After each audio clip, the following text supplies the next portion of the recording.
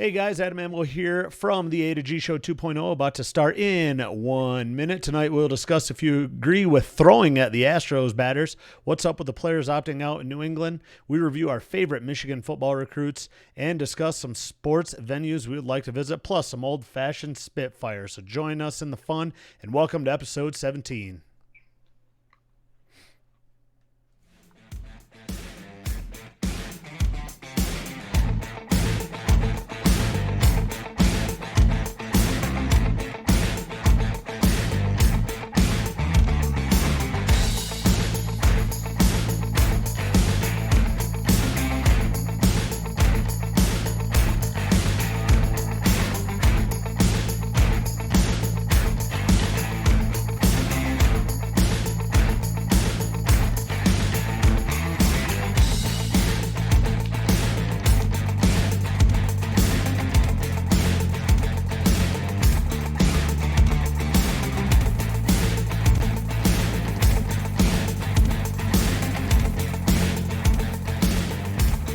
All right. Hello, my friends. Welcome back to episode 17 of the A to G Show 2.0. I am Adam Amble, coming to you live from Castle Rock, Colorado on a hot Tuesday evening. Hope you all had a great weekend and a solid first half of the week. We're coming to you Wednesday, so hopefully it didn't throw off your schedule too bad. Joining me tonight live from Nashville, Tennessee is the G-Man, Garrett Collier. G, how you doing, bud? I'm good, brother. Good to see you. Good to hear from you. I mean, kind of see it. You know what I mean? Glad to be back. Missed it last night. Yeah, exactly. Sorry, we went back to had a great. Jess and I went back, visited the family, visited some friends back in Michigan the past weekend. Went up to Old Mackinac Island, so that was a good time. Got to see Jess has never seen the bridge before, so we went over to the island, stayed up there. Great to see the family and everything. So apologize for that, but welcome back, brother. Good to have you as well, G. So don't forget after the show to make sure to head on over to the M Factor channel on YouTube and subscribe. We really appreciate it. There is a link in the description, so click on that, leave us a like, and of course, if you missed the show tonight or just want to watch again, then it'll be posted on the M Factor page later tomorrow. And if you want to scoop up some M Factor merch, head on over to the M Factor merch page and grab some newly designed attire published this week. We will really appreciate the support, and sporting some M Factor attire helps get the brand out there. So thank you everyone who has already purchased their favorite items in this link. And don't forget, there is a link in the description on Facebook, so go check that out when you get the time. If you are joining us tonight, make sure to hit that share button so we can join in everyone in the fun and the action, and always leave your thoughts over in the comments section when we get to them live right here on Facebook. But let's hop right into the action tonight, G, and that is last night the Dodgers visited the Houston Astros and who beat them in the 2017 World Series. Of course, a lot of the Houston Astros teams have been actually convicted of cheating, right, G? It wasn't so much a accusation, but they were convicted of stealing signs, and multiple pitches later on in the game last night were thrown at Astros batters. None really made some serious contact. However, the benches cleared afterwards. And it was something else. Now, G, I'm going to go right to you on this. Is this warranted by other teams in throwing at Astros batters? Baseball, I know, hasn't been so much your top two sports in terms of MLB baseball in terms of watching it, but you're well aware of the story. What are your thoughts on actually warranting this from other teams? The Dodgers, okay, we kind of understand it, right? But we because they did, they were one of those teams that suffered from the Houston Astros. But what's your thoughts on this? On is it warranted or not? I mean, I might be in the minority in this, but this is one of the things I like about baseball is you're not going to get away with any punk crap, whether it be stealing signs, whether it be throwing at somebody else's batters. Is one of your teammates has to go stand in that batter's box in the other half of the inning, and they're either going to get beamed or get thrown behind or something of that nature. It's one of the things that makes baseball interesting. You can't, in football, you can't really get away with if you have a teammate that gets drilled by a dude.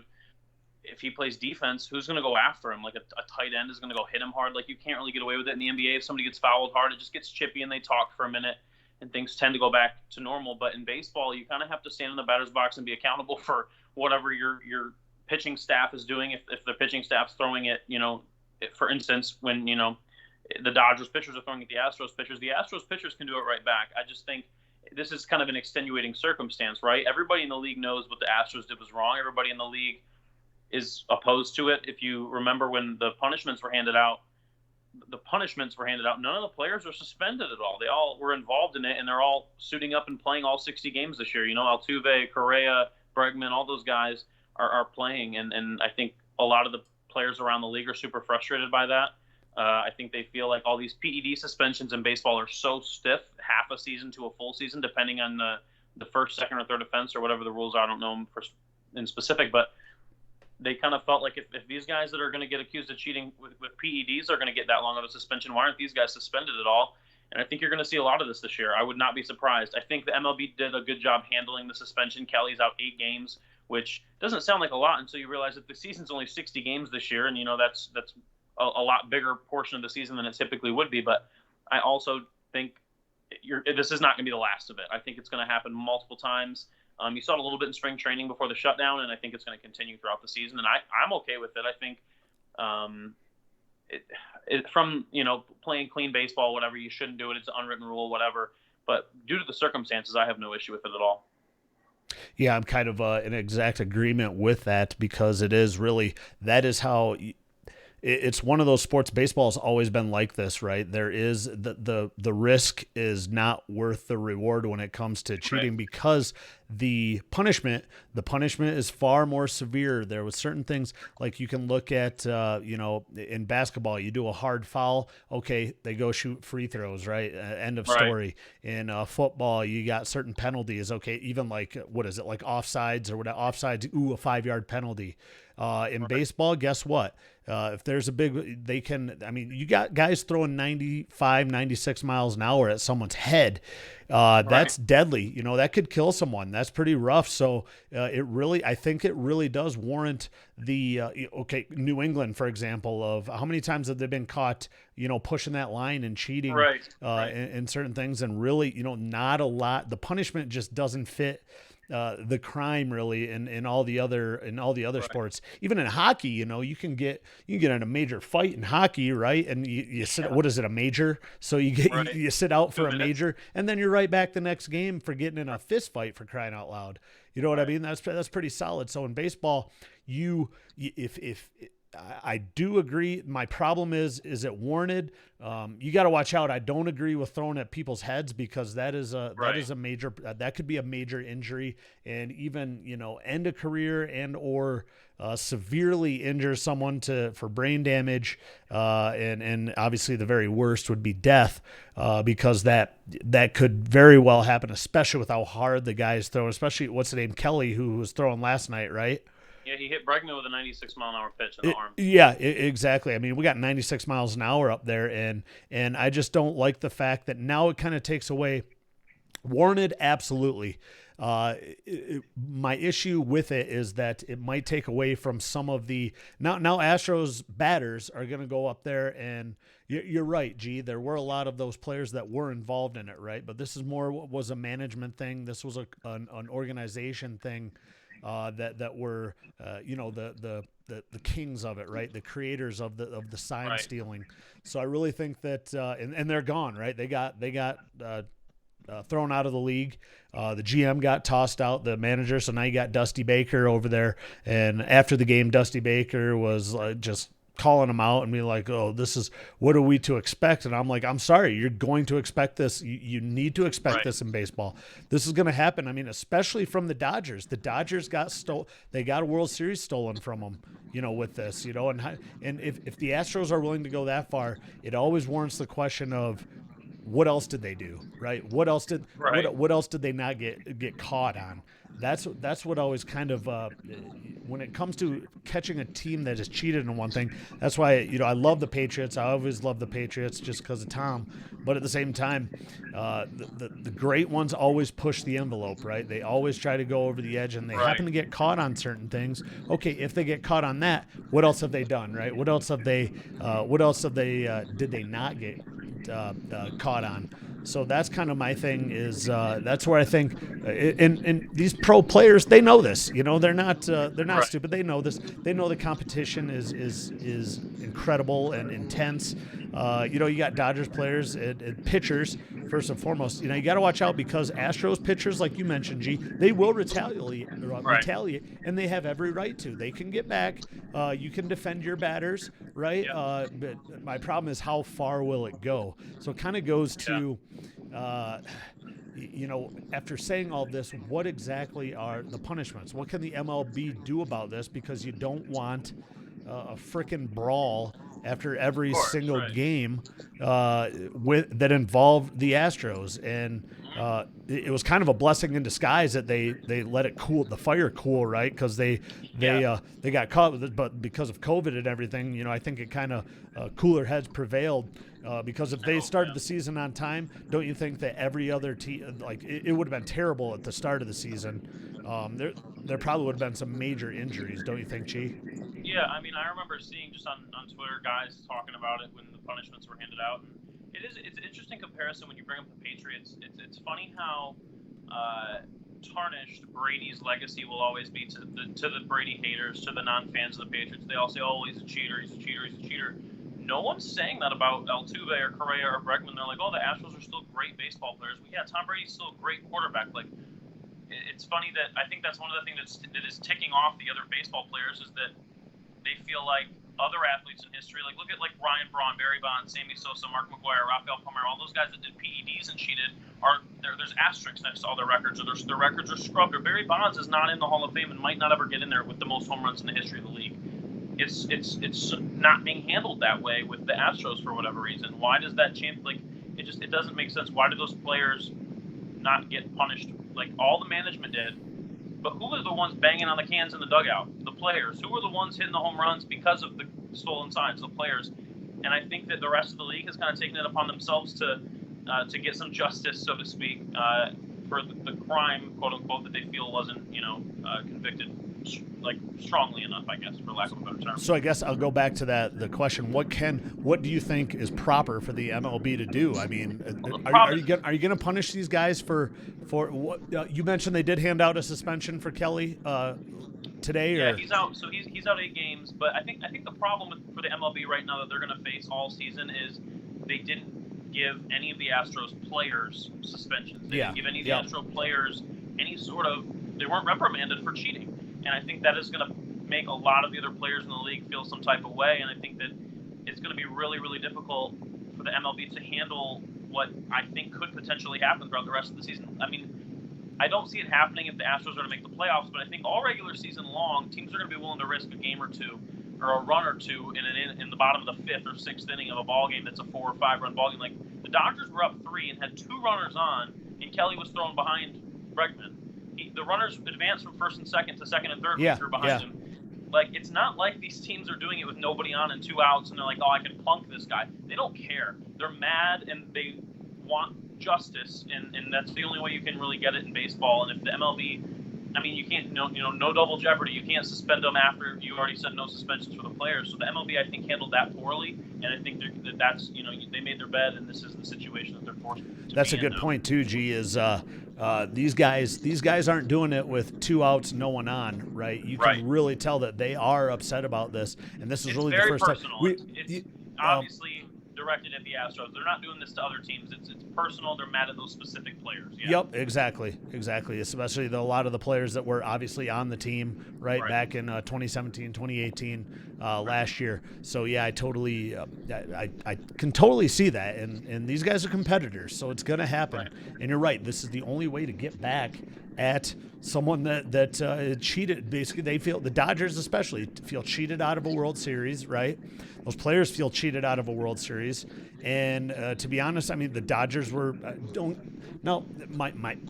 kind of upset about it because the Astros had a great team, right? We were obviously all cheering for Verlander to win his, but I mean it's not like the Astros had a terrible team or a mediocre team. It's not like they didn't deserve to be there. You know what I mean? That was one thing that I'm kind of upset about is they had to tarnish all of this with that cheating, right? Right. Now you can say that about the Patriots or whatever, but they've won so many that it doesn't really matter, right? Some Right. they may have been cheating, others they weren't. So Right. we'll see on that. But excellent points though, G. So one other thing I'd like to get into on this is clearing those Yeah. benches.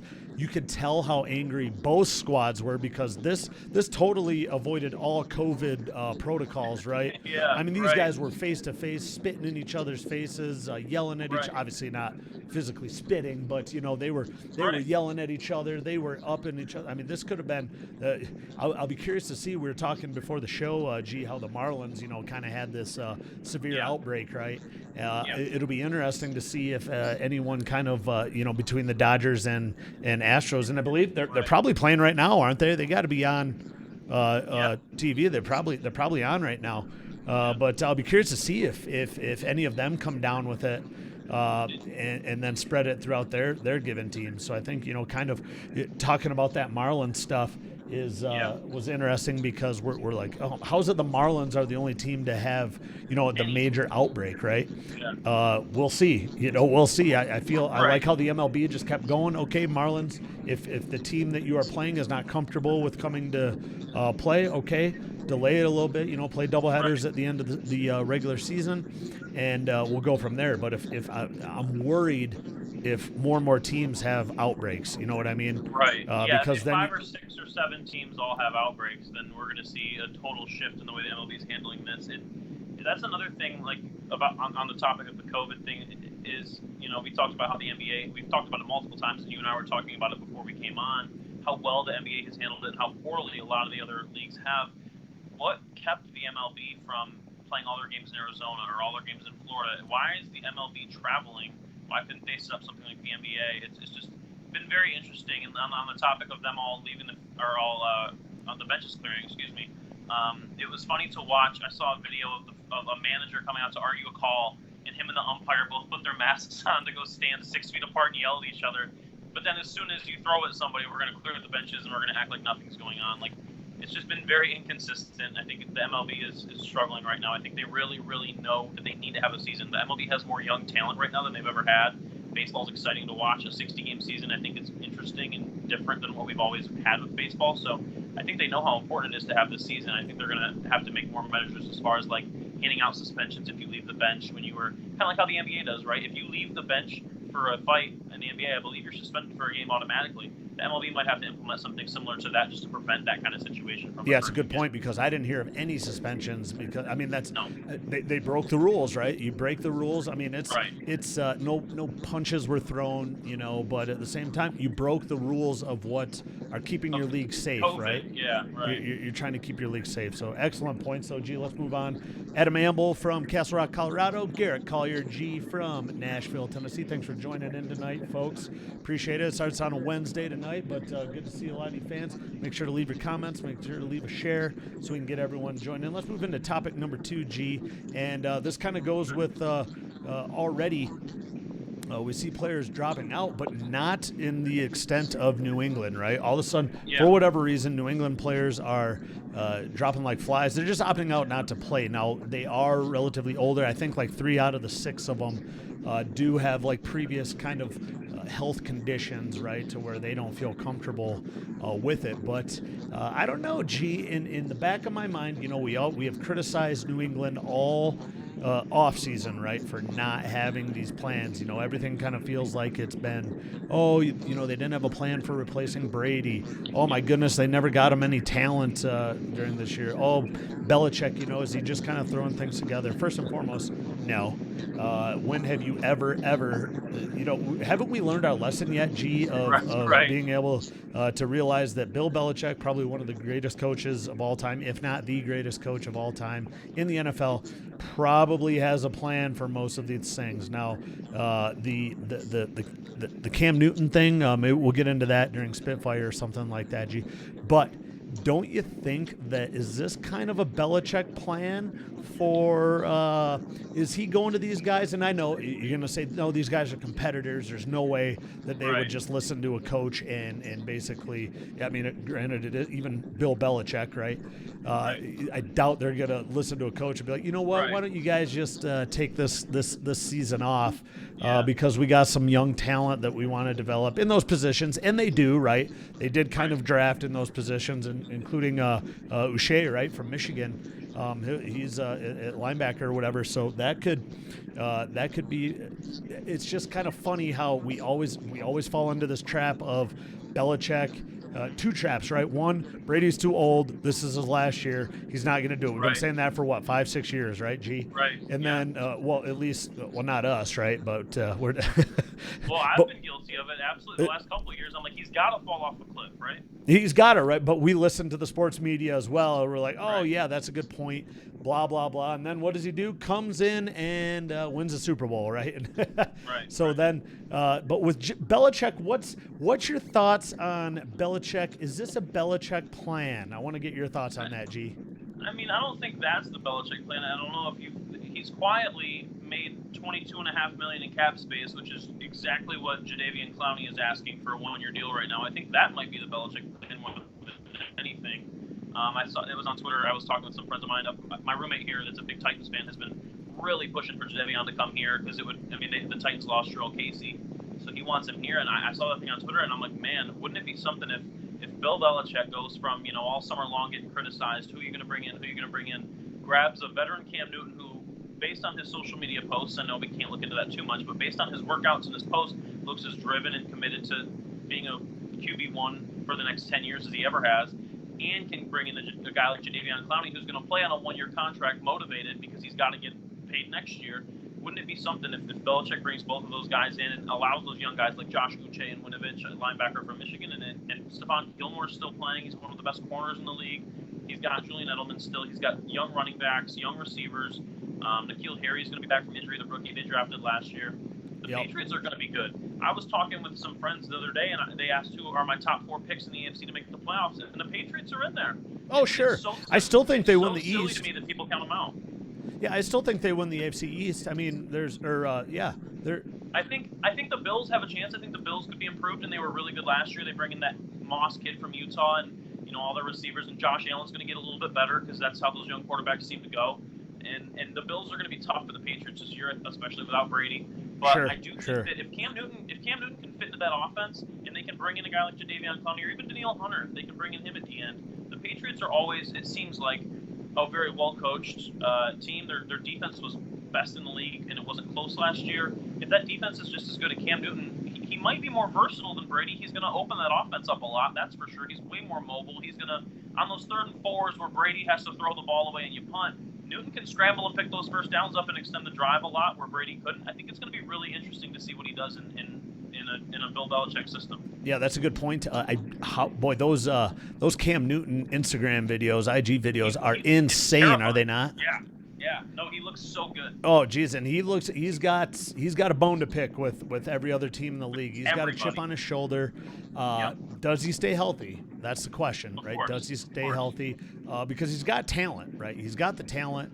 And it's just, what are the odds, though, that Bill Belichick and the New England Patriots would end up with probably the best free agent quarterback that was available, right? Because they were talking this whole time. But I just don't know what goes on behind the scenes, because how is it no other team? There's only a few teams that really need a quarterback, and New England was one of them.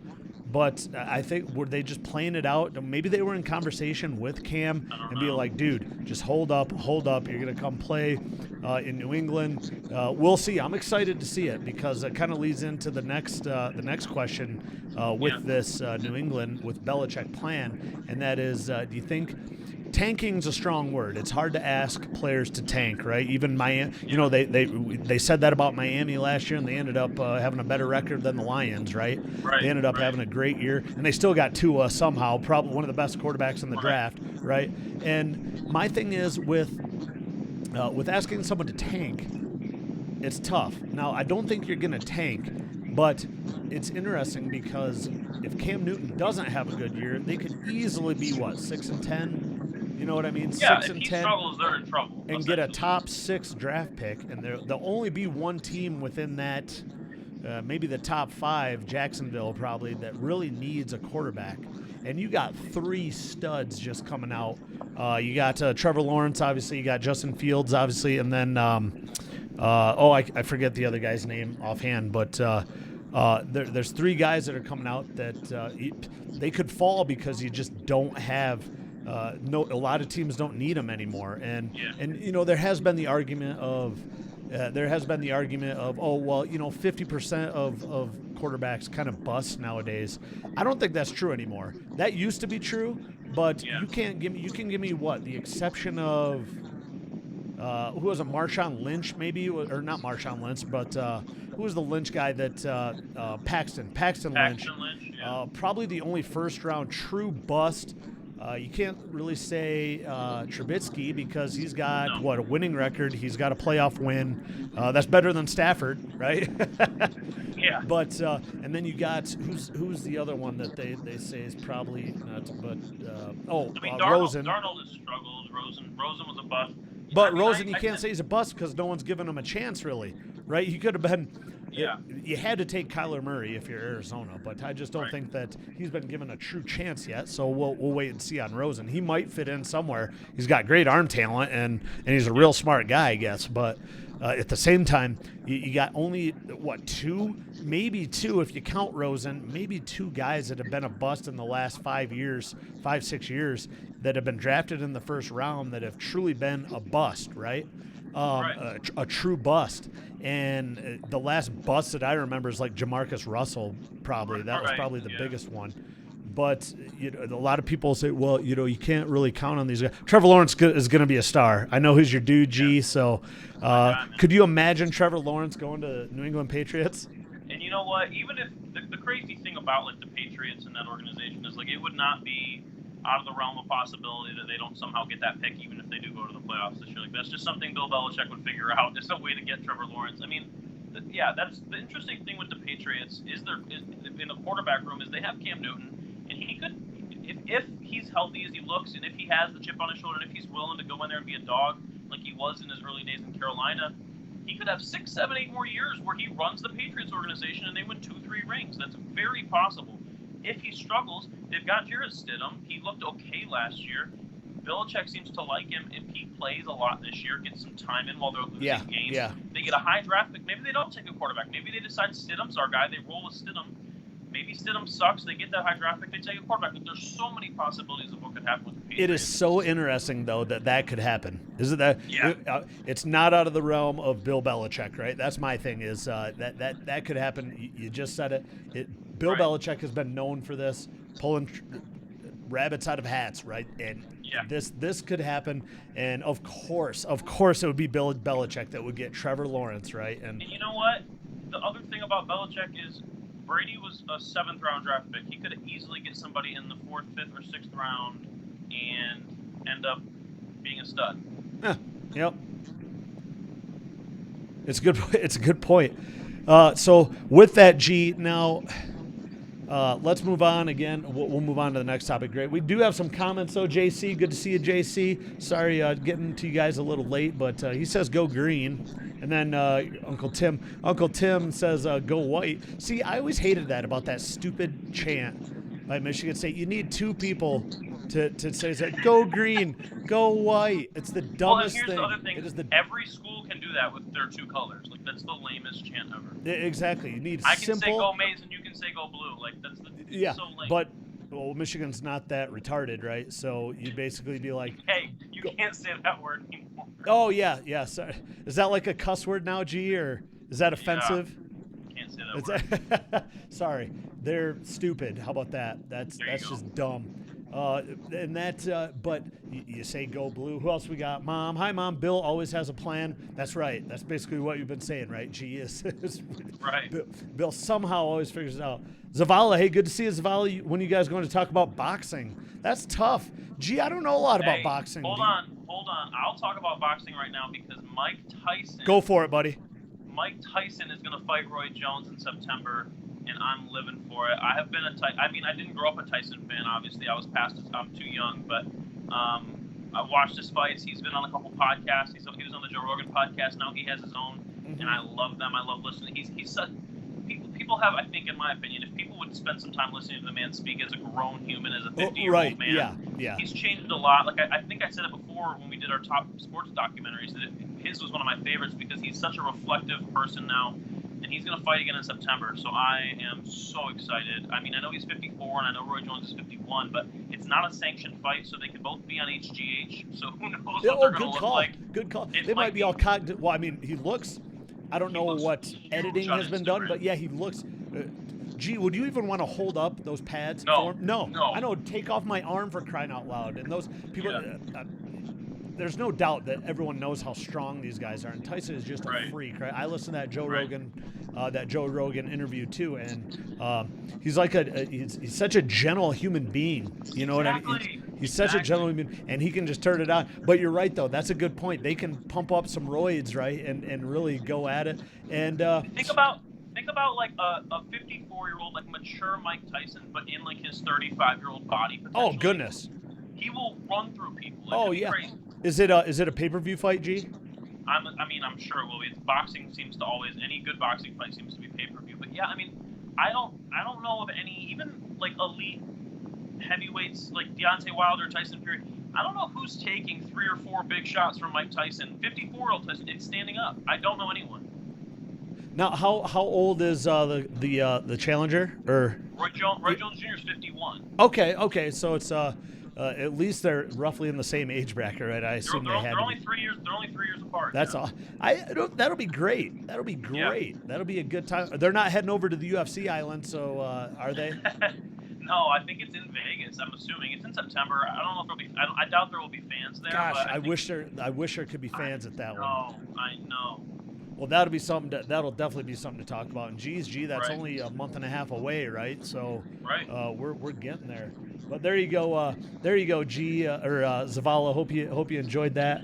What do we got? Some other things. Chrissy Greer. Hey, Chrissy, jealous. Go Spartans. Boy, we got a lot of Sparties on tonight. This is.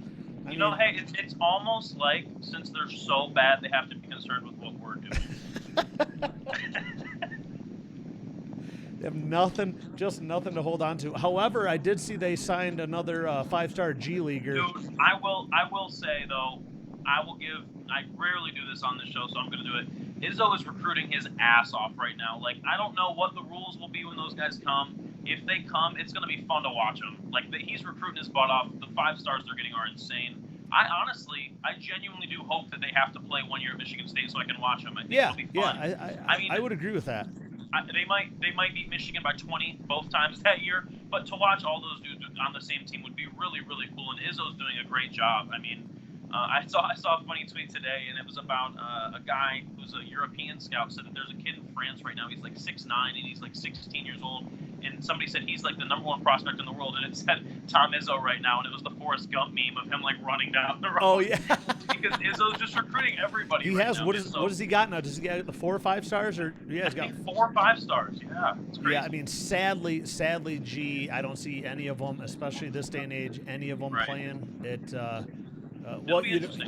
You got Emily Bates. He's not going to be there for another year, right? But Amani's 2 more, I think. Yeah, so I don't know. It's going to be tough. But well done, Izzo. I've never. Yeah. I mean, I always thought Izzo was a class act. You know, I miss the Izzo Beeline days. Those two are some of the classiest. They were fun together against each other for sure. Yep, exactly. Let's see, Tim Carter, you like your ears nibbled on? That's a Tyson joke, right? Yeah. JC, Jacoby Jones, 2 doubles and a home run. Go Tigers! Hey, the Tigers, not too shabby. Listen, I was thinking, like, if anyone's going to benefit from a 60-game season, it might be to let them get hot. You never know. Yeah. You never know. Yeah, I agree. Especially, and remember we discussed this before on you. If you can go through this season, a shortened season, without that dreaded 7-8 game losing streak, and you can without injuries, just win series. Yep, just win the series, win the series, and they did that. They did that already. Their first series, right? So good for them. Zavala says, "Thank you guys, no problem, buddy." Craig Reska, so MSU fans are retarded. What a classy response. Oh boy. Yep. Sorry about that. No, not fans. The statement was the statement. I would never say that about the fans. I would never. I have to rebuttal there, Craig. Sorry, man. JC, this isn't running, Adam. There are no age brackets. Well, JC, I mean, come on, man. When it comes to running, it's kind of weird because we discussed this before with running, how from the age of, what would you say, JC, upper teens, from 16 to maybe 20, and then from the age of about 45 to 55, it's amazing how it kind of just, you are at the peak at a certain age, and then you're at the peak when you get a little older, right? You just don't see a lot of top-notch 30 to 40-year-old runners. So that's a good point, JC. That's something we discussed many times in running, to where you just don't see a lot of solid 25 to 35-year-olds. You got pro. Yeah. Exactly, and of course there's other things going on. They're getting their careers rolling and the family started and whatnot, so that makes sense. But JC, I'm never gonna say a 30-year-old was better than a 45-year-old, especially when it came to our competitions, right, JC? Right. So with that, let's move on to our third topic. This will be for you Sparty fans, because we're going to roll with some of our Michigan football top signees of all time. And you know what, G? Let's rock some basketball ones if you want to put them in there. Yeah. And it's not ones that, of course, like turned out to be great. I actually have a few. Let's say, categories that I put mine in, because it really wasn't how they performed at Michigan, right? It was the ones that you were most excited about when you heard, of course, a lot of them 5 stars, except for I have one on my list that wasn't a 5-star, but still was, I call him my favorite signee when they actually signed him, and I'll get with that. But let's go to you, G, first. Okay, so let's say, do you care if I put them in a category? Do you have a decent amount? Or? I mean, I've got a handful of them, so you throw a category out, and I'll see if I can fit somebody into that. Okay, box. How about this one? The most hyped that you remember. The most hyped coming in. I mean, I guess it's a random one. I just remember hearing about Mitch McGary really early on, and he didn't necessarily pan out. He had a great tournament that year. Oh, you're talking basketball right now. Yeah, well, for basketball, it would be Mitch for sure. Yeah, he didn't pan out because of the injuries and then the suspension he was going to face, so he left. Football-wise, Jabril, to me, in recent history, is the big one. I mean, he played a lot as a true freshman. I knew that he was coming in. It was going to be sweet. He's one that stands out a lot. And the last one isn't. I hesitated to put him on here because I know my dad's gonna comment and say, "Oh, Harbaugh can't recruit a good quarterback." But like bringing Shea in, like I remember that was such a huge deal. It was like Michigan's going after this guy who's got a ton of SEC experience, and it almost felt like he was getting re-recruited by like 6-7 different schools, and we were able to land him. That felt huge as well. Yeah, mine would have been, let's see, who was my most hyped for football anyway, was Rashawn Gary. Gary, the most hyped anyway, simply because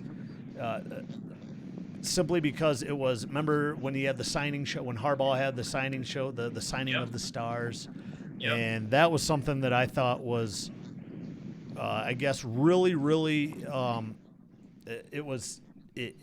it was fun at the same time, and you really didn't know that he was like kind of picking Michigan, but they wanted him. We knew we were in there, and that was to me my favorite. So, or the most hyped. So let me ask you, who most underachieved? G. Oh gosh. As far as I don't really have anyone on my list that underachieved. Who was the kid that was from Jackson, the football player in the early 2000s for Lloyd Carr that got hurt? Oh, Bass.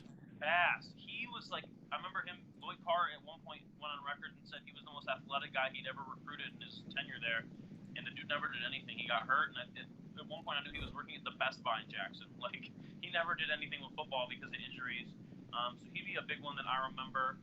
And then I guess you can throw Mitch McGary in here too. I mean, he only played 20 games as a Wolverine. Yeah, that's true. I'm just curious if okay, so you say Mitch McGary, G, and if you're going to go with Mitch McGary, he would have been fantastic, I think. He definitely played really well in his that's true. But yeah, same with Bass.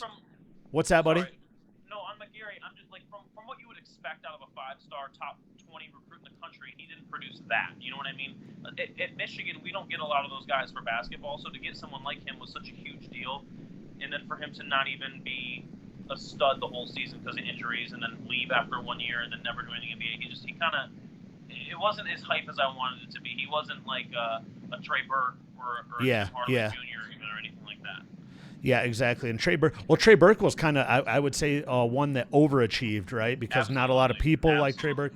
That's so. My most underachieved was Ryan Mallett. Ryan Mallett, a 5-star quarterback. Everyone was so hyped about him, and guess what? He transfers, right? He transfers after Carr leaves, which makes sense. Which leads me to my next one was most overachieved. See, I thought Jabril was the most overachieved because he wasn't very highly touted coming out of high school. I mean, don't get me wrong, he was still being very. He was still very, very involved. I think he was only like a 4-star at the time, but then he ended up just being like Michigan's pony, right, for special teams, for defense, and then they put him in on offense, and he was just electric on offense. So that was kind of my one for most overachieved was definitely. Sure. Now, who was your favorite? G, who would you say would be your favorite? I say this guy's name all the time on here, but it's Denard. He was just. I played one, I mean, I remember him coming out of Florida being a big deal. We got a kid from Florida. It was Rich Rod coming in, and we were struggling to recruit. We finally got this good quarterback.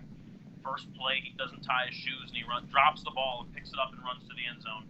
I mean, he was so exciting to watch. He couldn't throw the ball a lick, but he led us to some good seasons, and then he was just a lot of fun to watch. I will never forget the game against Notre Dame when he had like 1,000 yards running and like 5 touchdowns or whatever. Oh goodness, yeah, exactly, like almost 1,000 total yards, right? Yeah, I think he had like over 700 total yards. Right, Denard is definitely my favorite for sure. Nice. So I'm gonna go with Chad Henne. I would go with the Chad simply because he replaced none other than my boy John Navarre. And that's right, 8th grade, baby, 8th grade. The old Chad Henne tattoo on the back of the arm, fantastic.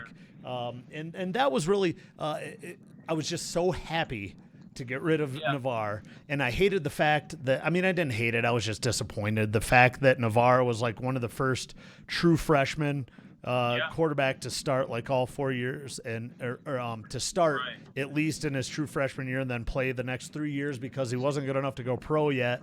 So he actually stayed, and then the Chad came in and started all 4 years. Do you remember at the beginning of Chad's, I don't know why I so vividly remember this, there was like genuine discussions that Matt Gutierrez might be the starter over Chad Henne's freshman year. Yeah, I do. That's very true. Simply because Gutierrez kind of backed up Navarre, and Gutierrez, and Gutierrez actually played in a lot of games actually. So, and he wasn't bad.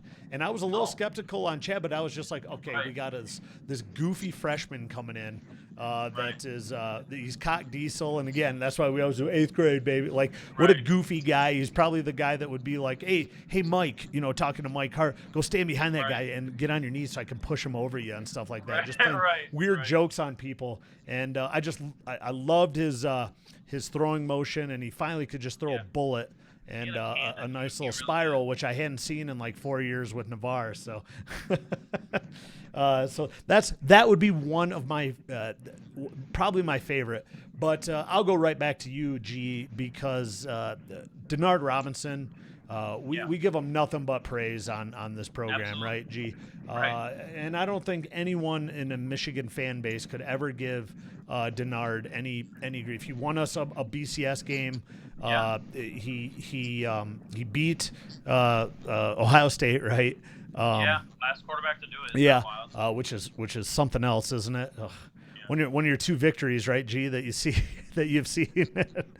And a true just being a guy, and I bring this up all the time, but being a guy from Florida and just being a true Michigan man, you'd see him at women's softball games, hockey games, everything. Just everything.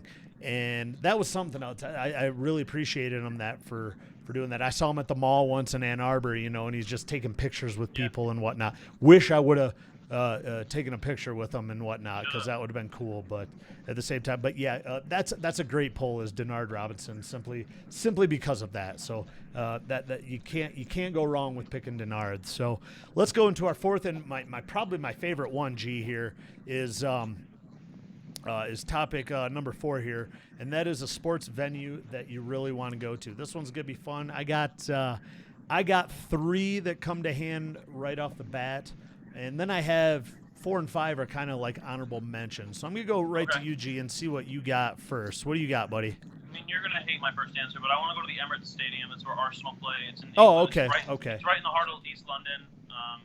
North London, and they've been my favorite soccer team since I was, 12, 13 years old. So definitely on the list. I've never been to England. I've never been to a Premier League game, obviously.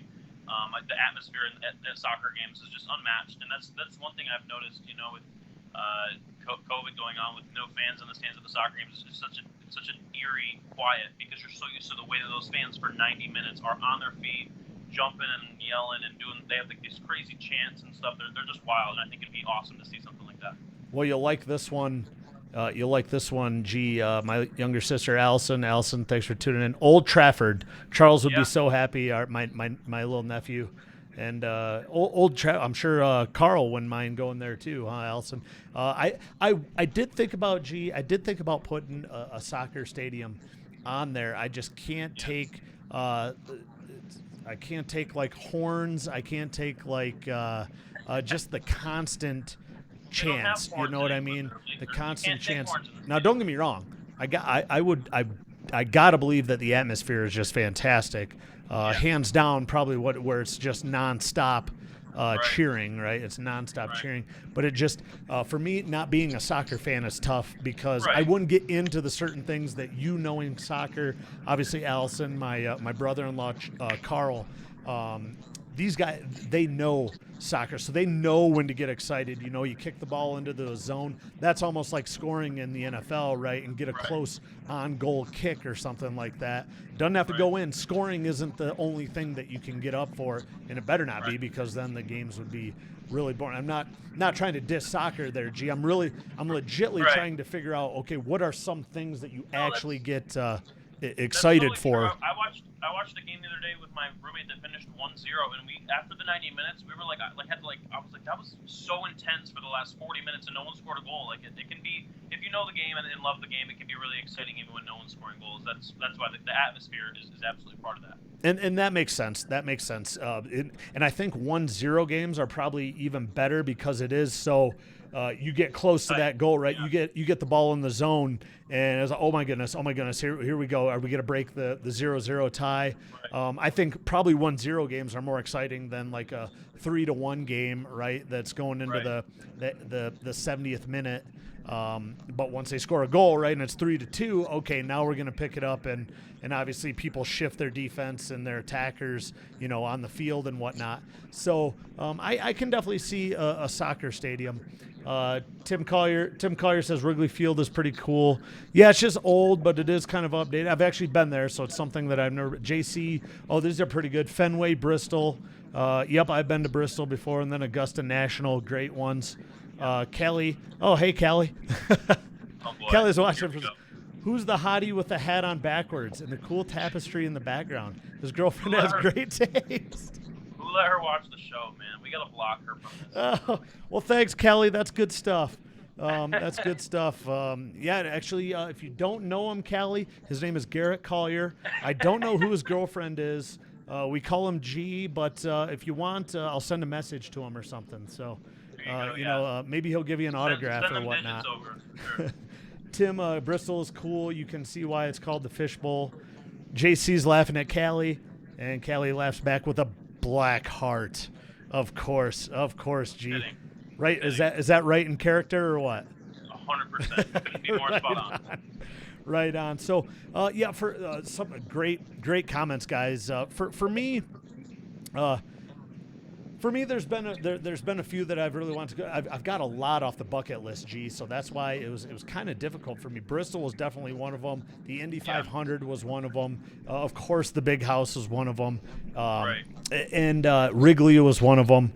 So a lot of good ones, especially in Michigan, G. We had the opportunity; those were all nearby, so we could drive to those for a weekend. So that's pretty cool. But for the my first on the list was Augusta National for the Masters. For that the was my main number reason, 2, so. What's that, G? That was my number 2. So. Okay. And it's probably for the same, but one, it's the beginning of spring. It's the beginning of spring, and I would love to see just a pro golf event. You know what I mean? A pro golf event. These guys are great athletes. You know, they knock the ball out of the park, for crying out loud, out of sight. You know what I mean? You guys, you have 350-yard drives, you know, that are, you can't even see the ball where it in the air. You know what I mean? So, and just the green, and it's just a beautiful area from what I see on TV. So we can only imagine what it looks like in person, right, Exactly. G? And especially if we were able to see like all 4 rounds, and then go back to the hotel, have a few cocktails, you know, have a good time, and then, you know, Thursday, Friday, Saturday, and then Sunday, drive home on a Monday morning. Get back here, because, you know, it's not a terrible drive. You can still be back. Well, especially for you now, G, not terrible at all. But for just to see it and to be able to see, I wish we could have went when like Tiger was in his prime and always fighting for it. But were those kind of your reasons, G, on Augusta being your number 2?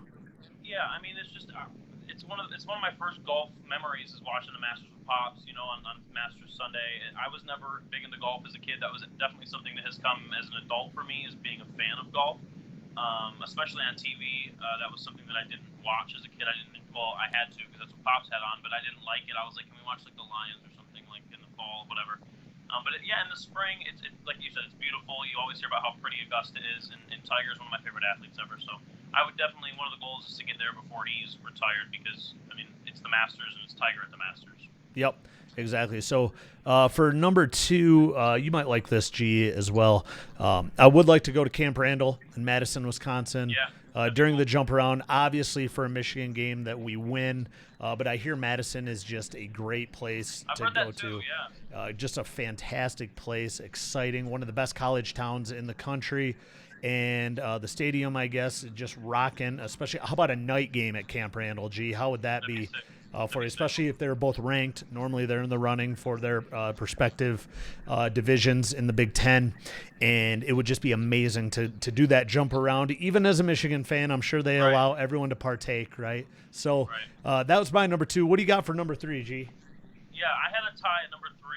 One of them is kind of similar to you with Camp Randall. It's a rival of Michigan, not a rival, but a team that we play frequently. I'd love to go to the Whiteout in Happy Valley for a Penn State game, or go to Cameron Indoor for a Duke game. For different reasons. The Happy Valley, just because of the experience with the Whiteout. Again, I would love to go when they play Michigan if Michigan wins, but I'll go to any. The Whiteout just looks awesome. And Camp Randall, because I've just never heard a bad thing. It's so small and so inclusive. There's so few people in such a famous arena for one of the best teams in the country, dang near every year.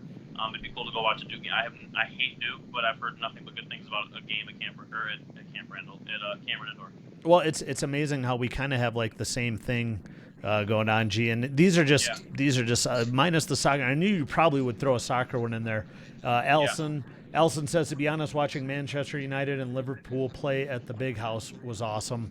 I was there. I was gonna say, were you there, G? I went to every one of the International Champions games at the Big House so far. Yeah. And JC with the Tiger score, they win.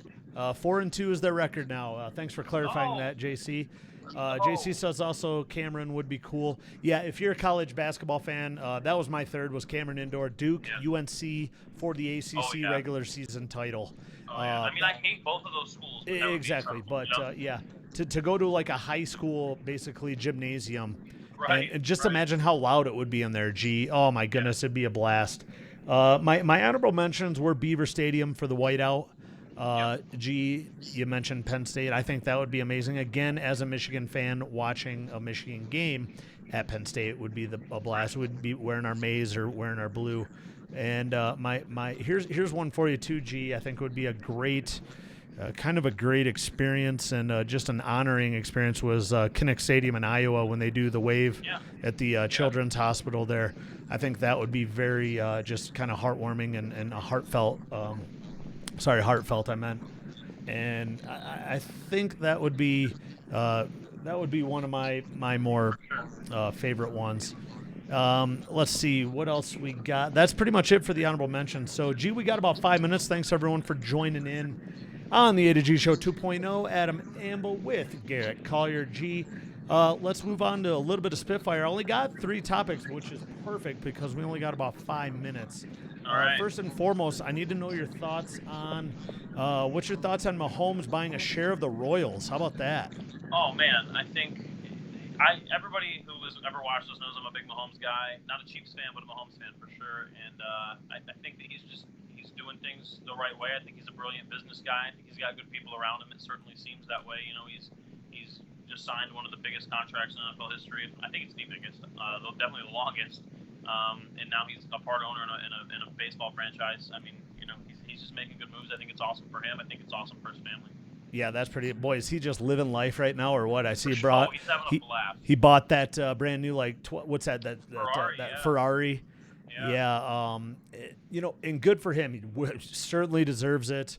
He's going to be the Yeah. G going on for the next decade, probably, barring no. Just pray for no injuries Right. with him. He's one of the most exciting. Him and Lamar Jackson. I can't wait to see Jackson and Mahomes just go at it in the AFC for years to come. Hopefully, Baltimore can get Jackson under wraps here and pay him what he's deserved. And actually, speaking of that, what do you think? What do you think Jackson this year? What are you thinking? As far as like production? Yeah, we'll say. How about this, G? Equal to more successful or less successful than last year? And less. I think Lamar Jackson's a really good quarterback. I don't think he's going to be a perennial MVP candidate. I don't think the Ravens are going to be perennial Super Bowl contenders. Mark Ingram ripped off like 5 yards a carry last year. That'll slow down a little. Lamar got a couple just huge play touchdowns that I think will be prevented a lot this year, some blown coverages and things like that. And of course, those are always going to happen. But I think if you look at some of the film from last year, some of his touchdowns were a little bit finicky and goofy. I think he's really good. I just don't think he's as good as he played last year. And another reason he's going to seem less productive is if Mahomes plays all 16 games. If Mahomes didn't miss 4 games last year, I don't think Lamar Jackson's MVP anyway. That's a good point, G. I definitely agree. I mean, how can you? Mahomes is just so good in every aspect of the game. He just doesn't have any flaws. And now you're telling me he comes out and he's like, I didn't learn how to read defenses until like halfway through the season last year. Right. What? No, Right. That could have been a little like clickbait, basically, but just tried to, stir the pot a little bit. Mahomes just has good football instincts. He's such a cerebral player, but he's also so athletic. And I mean, one of my favorite plays of the NFL season last year was that touchdown run he had right before the half in the AFC Championship game. Yeah, the Titans. I remember that. Yeah, just one of the most iconic plays of the year. The dude makes plays that no other quarterback in the league can make. He's going to be tough to compete with, and I think Lamar will be a tick down and Mahomes will be a tick up next year. So let me ask you this, G. What is your call for how many Super Bowls for Mahomes? He's already got 1. I think he'll finish with 3 or 4. I don't think he's going to do anything. I don't think he'll do anything crazy like 6 or 7. My guess was 3. Yep. I think 3 or 4 is a good number. Yep. My guess was 3. How many MVPs? More than Super Bowls. I think 5. Dang it, G. We got to disagree on something here. The soccer. We always disagree on soccer. Yeah, so there we go. For sure. Last but not least, NBA. We talked about it before the show. NBA starting tomorrow, folks. We got 2 big games, right, that are on TBS, right? We got the Lakers playing. We got Zion. Oh, no, he's not back yet, right? He had a family emergency. Yeah, I don't think he can play tomorrow. Okay, well, that sucks because that's why they put the Pelicans and the Jazz on there first. So so I heard Davis is out with a poked eye. He is playing. This morning it came out that he is going to play. Oh, okay, because I was listening to the Herd earlier today, and they said he might not. So, okay, that's great. That's great because they need all the stars that they can get. I think it's still going to be fun. I think the exhibition games have been pretty entertaining. And who's your surprise player? I got Duncan Robinson as your surprise player in the. You can't just throw his name out there before I get to answer. I ask you all the questions, G, so I get to answer first on this one. I have actually I have a roommate who is a big Kentucky fan, so he loves Tyler Hero. So him and I are like we're all over the Heat. So I don't have a surprise player, surprise team. I think the Miami Heat are going to do really, really well. I think Jimmy Butler has a chip on his shoulder because of the way things went in both Minnesota and Philly. They're playing really well. Bam Adebayo has had a fantastic season, another UK guy. And then Hero and Duncan are both shooting the lights out. I think the Heat are going to be sneaky good. I think they're going to make the Eastern Conference Finals, but I think they'll lose to the Bucks. Oh, to the Bucks. What about the Celtics? You don't think the Celtics are gonna? I think the Heat or Bucks, whoever they probably play in the semifinal, will beat the Celtics. Well, I'm excited, G. I'm gonna actually tune in to some of the games. It's been a while since I've watched non-Pistons games, I guess you'd say, that are regular season. I'm just really curious. I've watched a few exhibition games, and I've really enjoyed it. I think the NBA has done a great job, and especially keeping their players safe, right? And I'm really impressed with the players. Let's not forget, some of these players are still only 20 to 25 years old, a little immature at the times, but they seem to be really taking this. What's that, buddy? So what are you trying to say about 20 to 25-year-olds? Pro athletes, G. You know, they don't have to grow up as quickly as some of you young millennials, right? So, with that, G, great talking to you, buddy. Thanks everyone for joining in on a Wednesday night. We'll get back at you Tuesday night. G, you got anything coming up down in Nashville, or we were mentioning something about a little discussion you guys might have tomorrow night, or tomorrow, right? If you want to plug that real quick. Definitely, yeah. A couple roommates and I, not the girls, obviously, because they would be annoying and not know what they're talking about. That's harsh. Hopefully, Callie's not watching still. They'll just comment black hearts and everything. No, a couple of my roommates that are the two dudes and I are gonna start a little podcast. It'll be 2 or 3 nights a week, just audio. We're gonna throw them up on Facebook and see how they do. So definitely be on the lookout for those. Yeah, right on, G. Tune into that, folks. Obviously, they'll probably go over more daily things, I would assume, but just great sports discussion. Obviously, you hear G at least once a week, so you know that. So tune into that, folks. I'm sure that'll be a good time. With that, we're out of time. I want to appreciate everyone for tuning in tonight at another fun show. G, thanks for tuning in, and we will see you guys all next week. Thanks a lot, everyone.